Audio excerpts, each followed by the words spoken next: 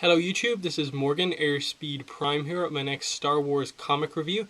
This one's going to be for Star Wars Kanan The Last Padawan issue 5, which is the basically the last issue of this kind of first arc. This is the end of the Kanan backstory arc, effectively. So some pretty interesting stuff coming up. And when I say the end of his backstory arc, I mean like from Order 66 to how he ends up basically as Kanan. Because I think after like issue 6, I think from 7 onwards, they're going to tell his backstory from like early days as a Jedi, as a Padawan, I think. So it's still going to be backstory heavy as we go on. I think next issue is just going to be more focused on the present day, but still some pretty interesting stuff. And they definitely could do some interesting stuff based on how this issue goes, with linking issue 6 into 5 and kind of have that almost act as a kind of finale type thing, just because it feels like there's a few things kind of left unresolved. But in terms of the issue, I was pleasantly surprised. You guys probably know that like I haven't been incredibly impressed with like the last couple of issues. I just felt like it's been fairly to the point. Like, okay, he meets these people, he's forced to leave them, this happens, he's almost captured, he's almost captured again, and every issue has almost repeated itself since like issue 2. And this one, at the very start, you think it's going to go just one way, but then there are some surprisingly good moments as we go through the issue. Like, obviously we start off, Kanan's captured, and like Kaller and stuff like that, he is kind of hoping that Kanan's still alive. So you can see the kind of connection that he's developed with Caleb, I suppose, at this point in time. And you have Gray and Styles in this chapter as well. Styles kind of being the one that's all about duty, and then Gray being the one that's kind of more, kind of feels more like a normal, like actual character. And basically, Styles is surprised that Gray hasn't just killed Caleb already. They haven't captured him, and Gray is kind of like, but hey, we should kill him now. There's no reason to like not kill him. Yeah, and you just get this kind of back and forth until Caleb wakes up, and he then starts to basically kind of hit home with his point that like he's finally getting a chance to just talk to these two after, in his mind, they have betrayed him completely. They killed his master. And he finally comes out to it, but like, like, you're calling me a traitor and capturing me because I'm apparently a traitor to the Republic? You are the ones who betrayed everyone. You betrayed me and my master, and you killed her. And he then just brings up the idea, like, we fought side by side together in every battle. You two looked up to Depa Balaba as an absolute hero, like this person you respect above nearly everyone else, and suddenly you would just accept this order from the Emperor and kill her. He's really pushing home in the right way. Like, what sparked this switch? Are you really that loyal to Palpatine that you would just turn on this person you've cared about for so much? And yeah, it just brings up the idea that, you were betrayed by Palpatine, not us. And, he says here, to quote it, Styles, Gray, try to remember you worshipped Master Balaba. Do you truly believe in your hearts that you could ever have been a traitor? And you can see that they don't want to believe it at all, but it is hit home at least somewhat. And before all of this can happen, anyway, what happens is that Kanan, he starts to use the Force. Like, his inner dialogue is basically that one last time to try and escape, I use my Jedi training. He Force pushes them out of the way.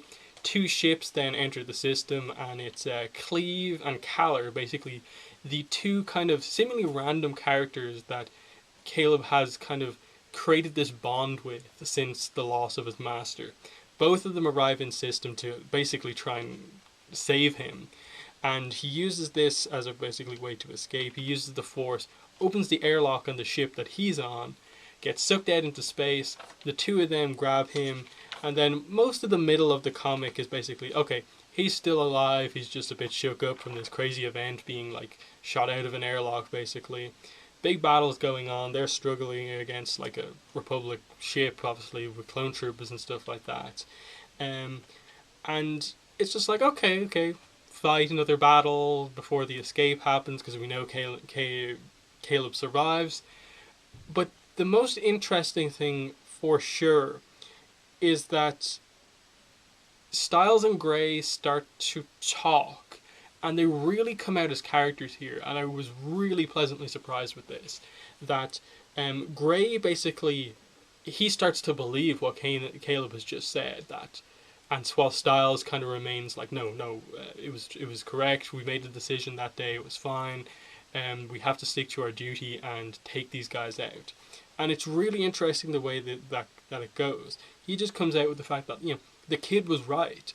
Balaba was our hero, yours and mine. And Styles is just like, no, she was a traitor.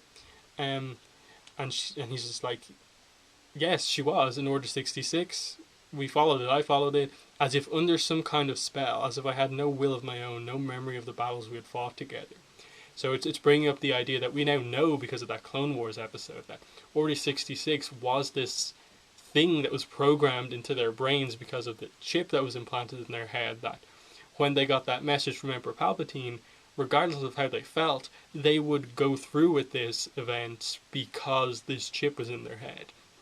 And he's kind of realizing now that because someone has kind of been extremely truthful to him, that he's kind of thinking back to the day Order 66 happened, and it's just like, I was off that day. I don't remember much of what happened before. This event happening has erased some of my thoughts about Balaba and Caleb. I don't know how I feel about them, but I do know that, at least somewhat, she was my hero. And so he remembers bits and pieces of it, and it's not fitting together perfectly with what he believes now, which is that he's been told all the Jedi are a traitor and stuff like that. That's the propaganda that the Empire is putting out. And he's kind of thinking back to it like, something happened to us that day that caused us to go through with this order when otherwise nothing would make us do that. And basically, he's just coming out with, why didn't we question that order? And obviously the other guy says, when soldiers question orders, that's when people die. And he fires back with, people died anyway. We killed Balaba. And he's trying to kind of fix things, and you can really see this kind of turn that's happening between the two of them. And like Styles is basically almost ready to kind of go at Gray and kind of take him down, because he's acting a bit like a traitor now. But obviously this massive space battle is going on now, with Cleve and Kaller and Caleb now in the starships. And Caleb makes a decision to kind of turn the ship around and actually attack them. But what happens is that Gray asks the question, how are our shields holding? 93%. And then he, at this moment, makes the decision to shoot the inside of their ship and basically blow it up from the inside. Styles, at the last moment, goes, Gray, what are you doing? And Gray goes, I'm making it right. And basically he blows up the ship. And it's this really interesting moment where you have this idea of this clone trooper who has really just, over just a couple of scenes, honestly has questioned this big order the day when everything changed, and has kind of realized that the people who we consider traitors now, we've been told are traitors, aren't actually traitors. That was a problem. Like, we made mistakes following those orders, and now I'm going to make things right. I'm going to take us out of the picture so we don't harm these other people. And it's a really interesting moment, because basically Gray sacrifices himself to basically allow Caleb to be free, to some extent make amends to Balaba that I'm letting your apprentice go. It doesn't make up for the fact that I killed you, but your legacy, I suppose, is going on. You don't get that much focus on it, but it is a fairly big moment, I think, in this comic, that these characters, who I definitely noted in the first issue, were surprisingly interesting, and they were focusing on the bond between all of them. in the first issue, and now they're bringing that back heavily in this kind of final kind of issue of this arc, basically. Some really interesting things going on. And you don't get massive focus on what Caleb's doing, just that he kind of reflects on it that now Stiles and Gray are dead. He can sense it through the Force and the fact that the ship just blew up. My friends are dead. He still considers them friends even at the end. My pursuers are dead. And then they all land on the planet below Kaller. And basically, what happens is that Casimir wants to just go back to the way they were before, where he was partners basically with Caleb, but he has made this decision, Caleb, that he doesn't want to be called Kid anymore. He isn't going to just be with Casimir anymore, and he's going off on his own. And basically, you kind of, Casimir fires back, like, no, that's not it. You think you're protecting me, but you're really protecting yourself from suffering another loss. We're both better just off on our own. And he's kind of goes, wrong lesson, kid, but he basically just punches him. You get this really interesting panel where Caleb just punches Casimir and says, taking the ship, you should partner up with Cleve, or just pay him or whatever, but we're done. And he kind of goes off, and he's kind of cut ties with this guy, and he takes the holocron. He specifically says that the only thing he's taking on from his kind of previous life is the holocron and the pieces of his lightsaber. And he just leaves, and Casimir says goodbye to him, calls him Caleb Doom, but he says, Caleb Doom died with Depa Billaba. I barely remember that guy anymore, and he's leaving this place behind, leaving behind his life as a Jedi. It's truly over for me. And then the next time we see him, he's kind of a little bit older, and he introduces himself to some merchants as Kanan Jarrus. And then we cut back to the ship, and he's on there, and it's basically just revealed that this was just him reflecting on it in his head, like he had a little bit of a daydream in the middle of something. And basically, Hera just goes, I was just asking you, have you ever been here before? Have you ever been to Kaller? And he says, no, Kanan Jarrus has never been to Kaller, ever. And it's an interesting moment because Kanan Jarrus has never been to Kaller as Kanan Jarrus. He has been there before as Caleb Doom. And I think there's this idea that he's going down there having kind of completely forgotten about his kind of old name almost. And I think we basically have it confirmed that Casimir is going to be in the next issue or something like that. So he's going to meet those two, I assume. And it's going to be this interesting idea now that he's accepted kind of being a Jedi again, and how that meeting actually goes. But either way, really cool page to end this kind of arc, basically. Just the kind of 3 stages of his life. Him as a Padawan, him in the kind of transition phase between Padawan and not being anything like a Padawan, and then him as he is now, kind of part rebel, part Jedi, and kind of this perfect mix of the two. And then next issue is going to be everyone involved, kind of present day more or less. So the issue overall I liked. I think it definitely was one of those things where I don't think in the end it needed 5 whole issues, just because I feel like by the end of it there's like 100 pages of this story more or less, and I feel like 40 of those pages in or around are just like really basic, like nothing really adding to the story. It's just like, he went here and this happened and then this happened and then this happened, when the really important stuff is just like, okay, these are the people he met, these are the bonds that were broken and gained and stuff like that.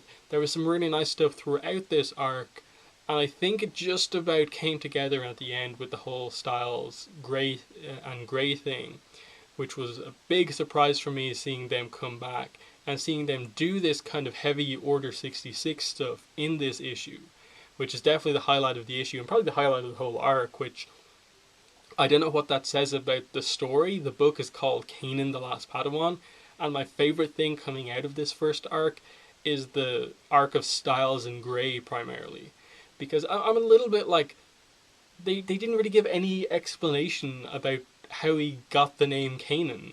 It was just seemingly random, and like, okay, maybe the letters and how the name exactly is formed sort of relates to like Cleve and Casimir, but there's nothing really there to kind of tell us where exactly the name came from. Maybe next issue they'll explain that, but it just like wasn't the best ending to like this is how he became Kanan. It was nice to know the story and what happened, but definitely the highlights are like the first and the last issue of this arc. But I'm really interested to see where they go from here. Next issue should be very interesting. And then going back further in time, seemingly what the other issues are going to be about. I'm not really sure what they're going to do there. Maybe they're just going to reflect on like how he felt about being a Jedi when he was kind of early on in his kind of career as a Jedi compared to how he feels now about being a Jedi. They could do some interesting stuff there. But yeah, overall, good issue. Definitely recommended. And I assume the first 5 issues, maybe 6, will be in the first trade of Star Wars Kanan. So it's definitely worth buying if you are a huge Star Wars Rebels fan. I feel that this added enough to warrant me buying these issues every month. So overall, very positive on the series and just these comics going forward. So that's been the review. Thanks for watching, and bye.